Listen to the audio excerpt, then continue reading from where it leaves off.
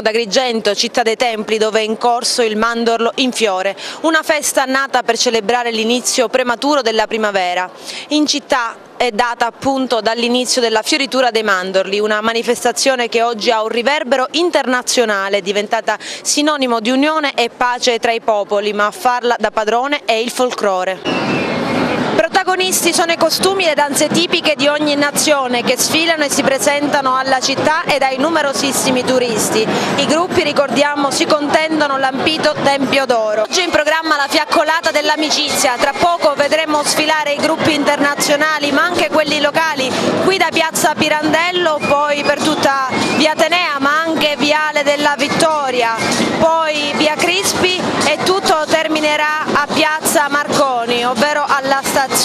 La particolarità dei gruppi di quest'anno è che sono stati scelti dai rappresentanti del patrimonio immateriale dell'UNESCO. I gruppi internazionali che partecipano all'edizione 2017, che è la 72esima, sono Corea del Sud, Spagna, Iran, India, Repubblica Ceca, Slovacchia, Lettonia, Giordania, Albania e Algeria, ma anche i rappresentanti delle tradizioni popolari di Palestina ed Israele. Inizieremo a fare migliore il mondo nel momento in cui inizieremo a fare migliori noi stessi. Con questo auspicio iniziamo questa nostra fiaccolata dell'amicizia. Quelli che vedete sono il gruppo agrigentino I Tammuri di San Calò.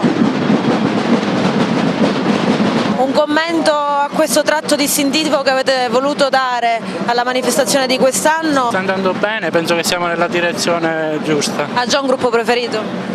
No, non mi voglio esprimere su questo, anche perché sono patrimoni dell'UNESCO, quindi hanno già un loro riconoscimento, quindi la competizione è assolutamente fuori luogo secondo me. Ogni patrimonio va apprezzato per quello che rappresenta, cioè sono delle tradizioni che hanno la fortuna ancora di essere vive e il nostro compito è proprio quello di salvaguardarle. Un commento a questa Sagra 2017, il Comune non è più pilota, però comunque dà un suo taglio distintivo.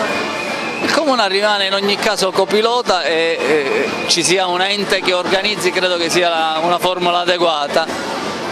E mi pare che anche quest'anno si vada lungo il solco di ciò che è stato tracciato l'anno scorso. Penso che possiamo semmai dilatare, così come accadde l'anno scorso, un pochino di più e partire con largo anticipo. Ed in serata al Teatro Pirandello appuntamento dal tema la donna, le eredità culturali, la conservazione, la trasmissione dei patrimoni orali ed immateriali. Sul palco la scrittrice Simonetta Agnello Orbi, impegnata nella difesa delle donne.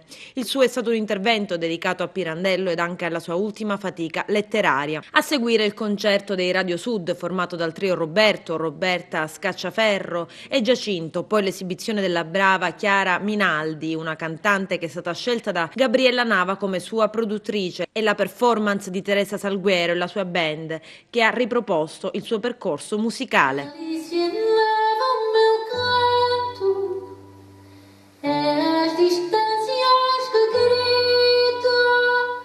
Este delírio